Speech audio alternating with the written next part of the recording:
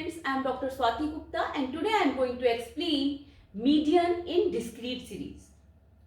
Individual series में median कैसे निकालते हैं उसका वीडियो मैं पहले ही अपलोड कर चुकी हूँ। मीडियन सीरीज को दो पार्ट में डिवाइड कर देती है जैसा कि मैंने आपको पहले के वीडियो में बताया था, और जो मिडिल मोस्ट वैल्यू होती है वही हमारा मीडियन होता है। मीडियन को इसीलिए पोजिशनल एवरेज भी कहा जाता है क्योंकि इसमें सिर्फ मिडिल वैल्यू से मतलब होता है, दूसरी वैल्यू से इसका कोई भी लेना देना नहीं होता है। इंडिविजुअल सीरीज में इसको आइडेंटिफाई करना बहुत आसान था। डिस्क्रीट सीरीज में हमें फ्रीक्वेंसीज भी दी होती हैं और वैल्यूज भी दी होती है, तो वैल्यूज को पहले हमें असेंडिंग या डिसेंडिंग ऑर्डर में लगाना होता है और उसके बाद वैल्यू को अरेंज करके उनकी फ्रीक्वेंसीज को भी अरेंज करना होता है। क्वेश्चन के थ्रू हम समझने की कोशिश करते हैं। यहां पे मैंने रूल्स लिखे हुए हैं कि the values are arranged in ascending and descending order, ये आपको पता ही है। A table is prepared showing the corresponding frequencies and cumulative frequencies. पहले आपने वैल्यू को असेंडिंग ऑर्डर या डिसेंडिंग ऑर्डर में अरेंज कर लिया, उसके बाद उसकी रेस्पेक्टिव फ्रीक्वेंसीज को उसके सामने रखते हैं, फिर उन फ्रीक्वेंसीज की क्यूमुलेटिव फ्रीक्वेंसीज बनाई जाती है। उसके बाद फॉर्मूला सेम है, median is equal to value of n+1 upon second item. एक क्वेश्चन लेते हैं, calculate median from the following data.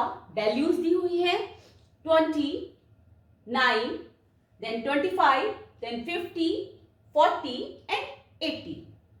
इनकी फ्रीक्वेंसीज दी गई है। 20 की फ्रीक्वेंसी 6 है, इसका मतलब क्या है 20 वैल्यू 6 टाइम यूज की गई है। देन 9 की फ्रीक्वेंसी 4, 25 की 16, 50 की 7, 40 की 8, 80 की 2। सबसे पहले हमें वैल्यूज को असेंडिंग या डिसेंडिंग ऑर्डर में अरेंज करना है। मैंने यहां पर असेंडिंग ऑर्डर में वैल्यूज को अरेंज किया है। सबसे कम वैल्यू 9 है, then 20, then 25, then 40, 50 and 80।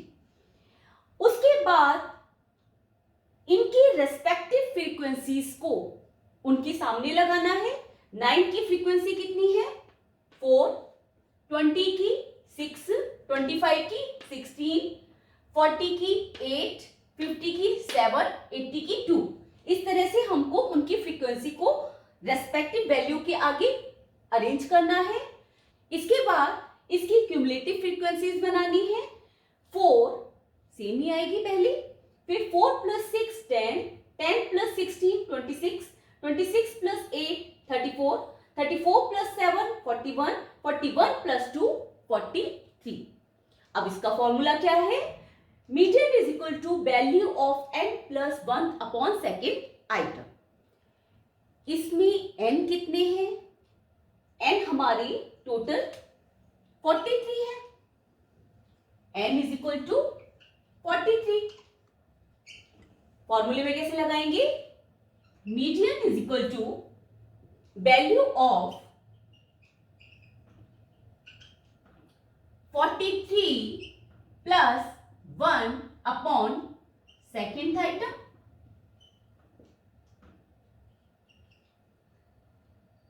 Value of 44 upon second item, value of 22nd item.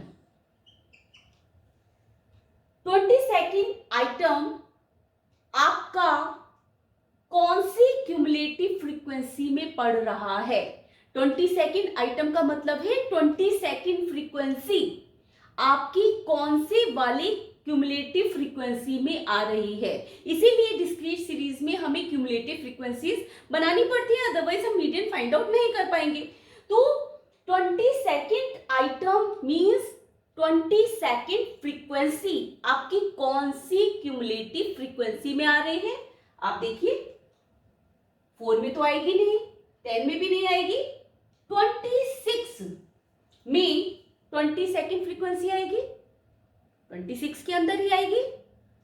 तो हम क्या लिखेंगे, 22nd item lies in cumulative frequency 26। 26 के सामने अब हमें उसकी वैल्यू देखनी पड़ेगी। 26 में हमारा 22nd आइटम आ रहा है और इसकी सामने की वैल्यू आपकी कितनी है? 25। It means median is equal to 25। Clear है? फिर से बता रही हूं कि डिस्क्रीट सीरीज में हमें वैल्यू और फ्रीक्वेंसी दोनों दी होती है।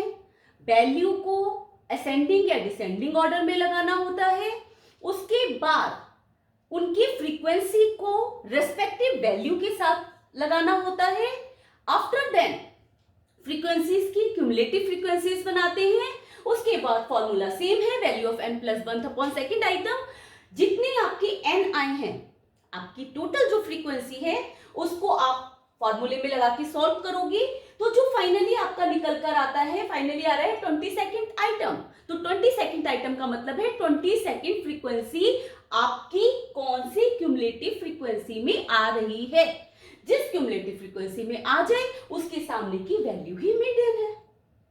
होप सो मीडियन को डिस्क्रीट सीरीज में कैसे फाइंड आउट करते हैं आपको समझ में आ गया होगा। और यहाँ तो मैंने एक ही क्वेश्चन लिया है, अपने ब्लॉग में मैंने कई सॉल्व क्वेश्चन किए हुए हैं। See you in the next video, till then bye, take care.